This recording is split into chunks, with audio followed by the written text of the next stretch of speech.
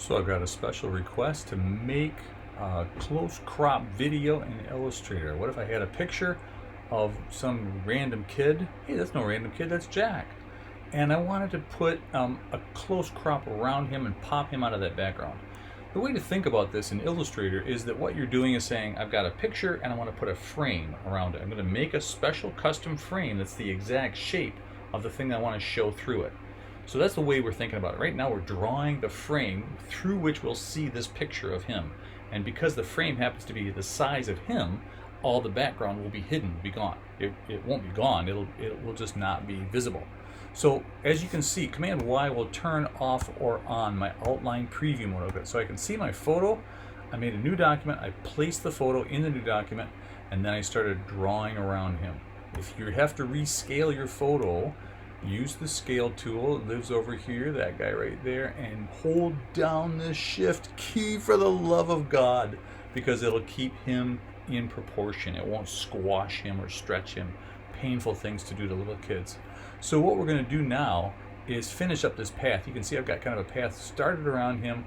I'm pretty quickly just kind of whacking together a path here just so you can kind of get the idea. So I just click back onto the end of it. I can come up here, click for a corner, click and drag for a curve, sorry, so you can get a nice smooth edge around there all the way around. If I were doing this for pay, I would probably be doing a much more careful job, but hey, I'm just trying to make sure this video doesn't end up being 3 hours long, because it can take a while to do this if you're really careful. I had a friend who used to say he likes to split the last pixel in half with his path. So now what I've got is a photo, as you can see there, and I've got a path outlining that. So I'm going to make the photo inside the frame. I'm going to put this photo that we have of Jack inside the frame that we drew here, and you can see how that works. I have to select both things. They're both, as you see, on the same layer. I could have separated them out, but it works just really well for this to be all together on one layer. And all I got to do now is go to Object. I want a clipping mask, and I want you to make a clipping mask out of these two things, and Kadinga. So there's Jack clipped out of his background in Illustrator. I can then export this image, make something else out of it.